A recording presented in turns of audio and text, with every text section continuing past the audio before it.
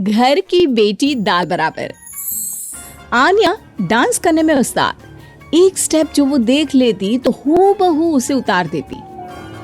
अरे आन्या बेटा, मेरी बेटी को भी डांस सिखा देना, उसका एनुअल प्रोग्राम है। हाँ आंटी, क्यों नहीं, अब कल शाम उसको भेज देना, मैं सिखा दूंगी। हाँ हाँ, नचनिया ही बन, आस पड़ोस के लोग तुझे इस्तेमाल कर रहे हैं। माँ, इस्तेमाल मेरा नहीं कला का हो रहा है। नाचना एक कला है, कला। आन्या हर बात में अच्छी थी, फिर चाहे वो अच्छा व्यवहार हो या फिर लोगों की मदद करना। वो हमेशा खुद के शौक को पूरा करने के लिए व्यस्त रहती, लेकिन घर वालों को तो उसका ये काम सिर्फ समय की बर्बादी लगता है। कहाँ है आन्या? उसको बोलो कि आज शाम को खाना वही बनाएगी। सपना देख लो कि तुम्हारी बेटी घर का खाना बनाएगी। अरे आसपास के लोगों का काम करने से उसे फुर्सत मिले तब तो कहीं जाकर वो हमारे घर का काम करेगी ना। देखो ना, इकलौती बेटी, ऊपर से गैर जिम्मेदार, अब करे तो क्या करे। तभी पड़ोस की पिंकी आ जाती है।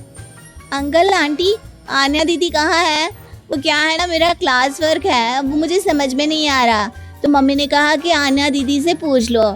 हाँ हाँ, क्यों नहीं, खुद का तो कोई काम है ही नहीं उसे। जाओ जाओ, सीढ़ी से ऊपर चली जाओ, वही कमरे में है आन्या। एक रोज शहर में डांस कंपटीशन वाले लोग आते हैं, जहां आन्या का डांस सबको पसंद आता है। क्या बात है, छोटे से शहर में इतना टैलेंट? बेटा कौन सिखाता है आपको? कोई नहीं सर, वो क्या है ना, मैं टीवी देखकर सीख जाती हूँ।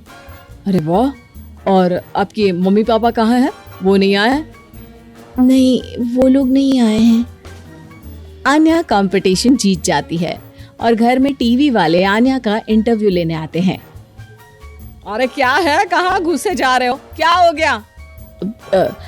आप आन्या की माँ है ना?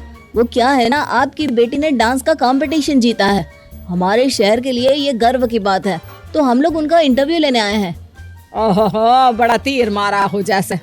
अरे उसे आता ही क्या है डांस के सिवा, कुछ और करती तो शायद गर्व होता। तभी वहां आन्या आ जाती है और पत्रकारों को इंटरव्यू देती है।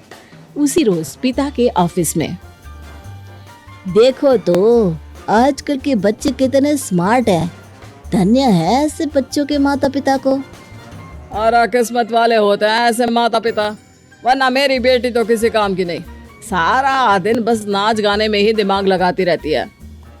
अरे वो बच्ची हमारे शहर की ही है, कितना नाम कमा रही है डांस में, हम तो उसकी बात कर रहे हैं। अच्छा, कोई डांस में भी नाम कमा सकता है? अरे दे देना भाई पेपर की कटिंग, दिखाऊंगा आन्या को भी मैं। क्या नाम बताया? आन्या? यही तो नाम है मेरी बेटी का, आन्या शर्मा। बड़े उम्मीद से रखा था कि कुछ अच्छा नाम कमाएगी, लेकिन नहीं। आजकल के बच्चों को माँ पापा की इमोशन की कदर है क्या? अरे ये देखिए, इस बच्ची का नाम भी आन्या शर्मा ही है, जो पूरे शहर का नाम रोशन कर रही है। पिता अखबार देखते हैं तो सामने बेटी की ही फोटो रहती है, लेकिन ये क्या, जिस फोटो को देखकर हर कोई गर्व कर रहा था, पिता को उस पे कुछ भी खास दिखाई नहीं देता। हमारी ही औलाद है ये, पता नहीं कब कहाँ जाकर नाम लिखवाती है, मुझे तो पता भी नहीं है। अरे शर्मा जी, जरा मिलवा दीजिए ना अपनी बच्ची से, मैं अपनी बेटी को भी ऐसा ही बनाना चाहती हूँ। मेरी बेटी को कुछ टिप्स दे देगी करियर को लेकर।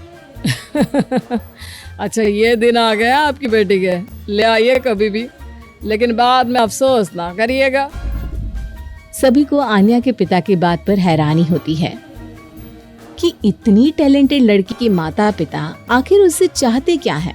पिता घर आते हैं और माँ से कहते हैं, पता है तुम्हारी लड़की क्या कर रही है, या फिर ऐसे ही व्यस्त रहोगी हमेशा? अरे पता है मुझे, पर आपको कैसे पता चला? अरे कुछ पत्रकार आए थे, पता नहीं कहाँ कौन सा कंपटीशन जीत कर आई है। नजर रखा करो उस पर। तभी वहाँ पड़ोसन आ जाती है, जो पति पत्नी दोनों ही डॉक्टर होते हैं। नमस्ते भाभी, बधाई हो आपको आन्या की कामयाबी की। भाई भगवान बेटी दे तो ऐसी, कहाँ है वो? सच में आपको ऐसा लगता है कि भगवान ऐसी बेटी दे? तो ले जाइए ना अपने साथ, रखिए 2-4 दिन, खुद ही पता चल जाएगा। और नहीं तो क्या, सारा दिन करती क्या है, कहाँ रहती है, हमें तो कुछ पता नहीं होता। ना बताती है ना पूछती है। खैर देखिए, वो वक्त अब गया जब माता पिता बनकर बच्चों की परवरिश की जाती थी। अब तो बच्चों को साथ बिठाकर बात करना जरूरी है। वो क्या कहते हैं, बच्चे के दोस्त बने। तो क्या आप दोनों अपनी बेटी के दोस्त हैं? हाँ, बस अब यही बाकी रह गया था। खैर बताइए, क्या काम है आपको? वो क्या है ना, मैं और मेरे पति दोनों को ही इमरजेंसी कॉल आ गई है अस्पताल से। मेरी बेटी आन्या की अच्छी दोस्त है, तो मैं क्या उसे आन्या के पास छोड़ दूं अगर वो फ्री है तो? माँ कुछ बोलती उतने में ही आन्या आ जाती है। वाह आंटी, क्यों नहीं, मैं फ्री ही हूँ। आप निश्चिंत रहिए, मैं उसका पूरा ख्याल रखूंगी। थैंक्स बेटा। वो अपनी बेटी उनके घर छोड़ जाती है, जो आन्या की उम्र की ही होती है। ये क्या मजाक है आन्या? हम लोगों को सोना भी होता है और हर घर का अपना कायदा होता है। मुझे बिल्कुल पसंद नहीं है कि तुम किसी को भी घर में घुसा लो। धीरे बोली पापा, कैसी बात कर रहे हैं?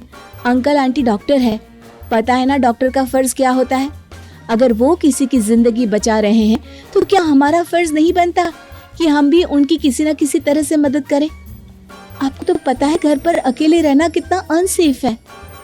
हाँ, तो दुनिया को सेफ करने का जिम्मा तू नहीं ले रखा है? अरे बहुत महंगे अस्पताल के डॉक्टर हैं वो लोग, खूब पैसा मिलता होगा, लेकिन ये नहीं कि मेड रख ले।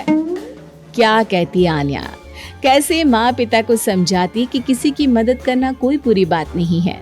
खैर कुछ महीनों बाद आधी रात को माँ जोर जोर से चिल्लाकर आन्या के कमरे में जाती है। बेटा बेटा आन्या, पापा के सीने में दर्द हो रहा है, बेटा कुछ कर। हाँ माँ, मैं डॉक्टर को फोन करती हूँ।